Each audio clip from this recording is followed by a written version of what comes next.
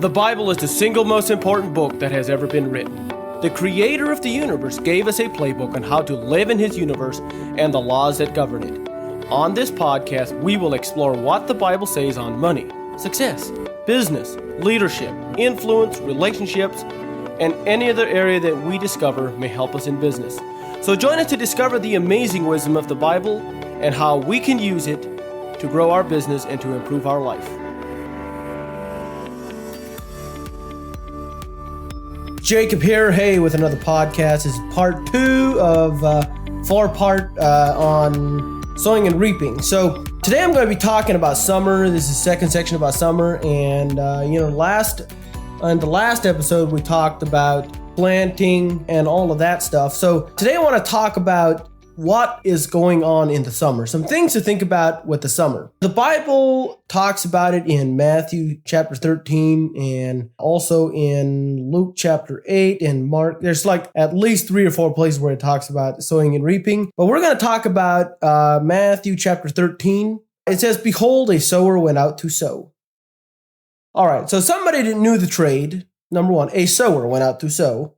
First off, we don't send people out that don't know what they're doing. I think that's something good to think about. And when he had sowed, some seeds fell by the wayside, and the fowls came and devoured them up. In the summer, we're going to have birds that are going to be coming down, and they're going to be grabbing some of the seeds that we have planted. That could be other companies coming in and advertising in our same space. There could be people telling us, there are customers, you know what, these guys don't know what they're talking about. There could be all kinds of different things, but it's going to happen. It was like I said in the first episode, it's like sometimes there will be things outside of our control. There will be hail. Sometimes there will be storms. Sometimes we don't immediately say, you know what, my crop failed. I don't think farming works. In the same way in business, we don't immediately fold up and go home as soon as, we have a little bit of a difficulty. No. We are absolutely guaranteed that we will have difficulties. The farmer knows that he will have storms. The farmer knows that the bugs are going to try to eat his corn or his wheat or hay or whatever. He knows that deer are going to try to eat his corn and his beans. It's just the way it's going to be. We need to, in our own businesses, we need to be aware of the fact that the birds will come down and they will steal the seed. Now, it does not say that the sower left the field to chase after the birds. No. Because then he would have stopped the sowing of the seed. So I think it's really important that when we're out sowing the seed, when we're out working our fields, that we're not chasing after the birds. We focus on what really matters. We continue to plant. We continue to take care of it. Okay, some fell upon stony places where it had not much earth, and forthwith they sprung up because they had no deepness of earth. And when the sun was up, they were scorched, and because they had no root, they withered away. I think it's really important that when we sow, there's going to be people that initially seem interested, but they fade really fast. It's going to happen. Some fell among the thorns, and the thorns sprung up and choked them. Now, in our businesses, there's going to be people who, there's going to be things happening. And Jesus explains this as the cares and the deceitfulness of riches, and the cares of life. They sprang up and they choke the seed and it becomes unfruitful. There will be customers, there will be things that the crop, you have sown the crop. It grows, it's looking good, it's looking great. But the cares, the little things that just come up and it chokes it and it becomes unfruitful. We will have customers that will be choked, so to speak, with little things, just the minutia. And it will become unfruitful. But, if we continue to sow, but other fell on good ground and brought forth fruit, some 100-fold, some 60-fold, and some 30-fold. And not all your stuff brings the same amount of fruit forth. The same effort doesn't always bring the amount of effort. The same seed doesn't always bring forth the same amount of effort. So, something to think about. We're not guaranteed that the same crop will always result from the same amount of seed. Sometimes the crop will vary. That's another law. This law of sowing and reaping is like the law of gravity. It doesn't matter what we do. It is the way it is. Scientists also call it the law of cause and effect. It's really simple. Everything that happens has an effect.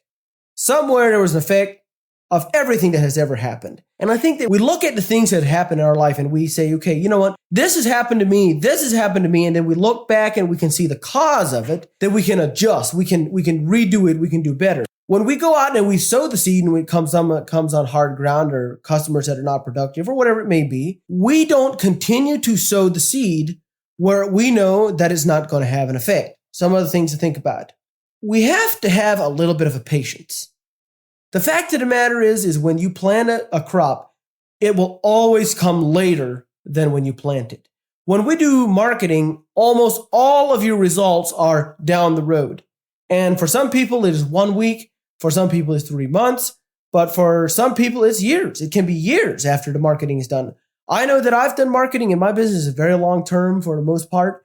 And typically, almost all results, I should say, are from 3 months to 2 or 3 years or even longer. And sometimes the relationships you build from the marketing up front will benefit you long term, but like your initial fruits can take years, literally. So it's something to think about. You will always reap after you plant. And secondly, you always reap more than you plant.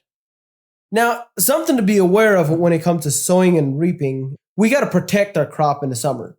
It's like the birds, the bugs, and they're going to come in, they're going to eat your crop. I think it's really important we look at our business and we say, you know what? What can we do to protect ourselves from the birds? We can't always stop it. Or we just need to be mentally prepared maybe. I don't know. It's going to happen. The storms will come. And there's going to be things outside of our control. And when there's something outside of our control, I think we have to let it go. But if there is things inside of our control, we also don't just we don't foolishly put our crop out there and never take care of it. We have to have a little bit of patience, because the fact of the matter is that there's a lot of people that have started businesses. They do some marketing, they set up a business, they set up a website, they get started and they start getting customers and they just don't see things happening. And before long, guess what? They're like the seed that fell onto hard ground. They just kind of fade away and they're no longer around. I mean, they don't make it. I love the old question. Do you know that guy that quit? Nope, neither do I. Yeah, you're not remembered if you quit. I think it's really important that we are patient. The crop will come. And we can also kind of look at other people that have done it and say, you know what, how long is it going to take? I mean, I think it's smart to say, you know what, if we're going to be successful this long term, I think it's something we need to consider. How long is my crop going to take? And how long am I willing to take? Some people are not willing to wait till fall. They go bankrupt before the fall comes. We have to have a little bit of a patience, and we have to be aware of the patience. Number 5, customer service is extremely important. Customer service, in my mind, is like fertilizer on a crop. A farmer will not go out and plant his crop and say, you know what? The fertilizer's too expensive. I'm not going to put any fertilizer on this year. I can't afford it. No. That is not what the farmer says. No. In our businesses, we also have to say, you know what? You cannot afford not to have customer service. And I actually had an episode where I talked about customer service, and I believe that great customer service really comes down to a couple things. Number one is do unto others, you would have others do unto you.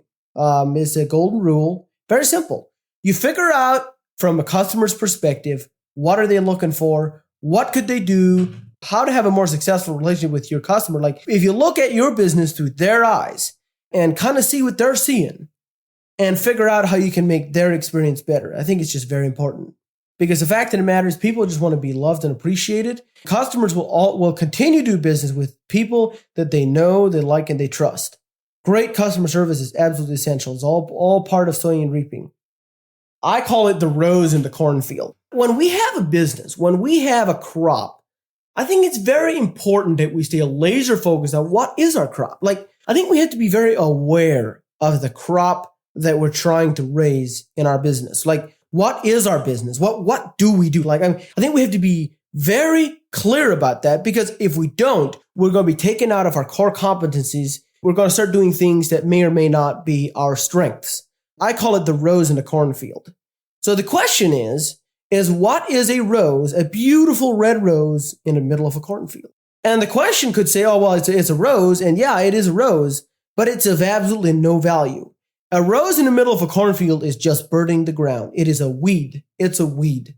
When you know what your core business is, when I know what my core business is, it is absolutely essential that I stay laser focused on what that business is. Because the fact of the matter is, when we stray outside of our core competencies, we typically almost always mess things up.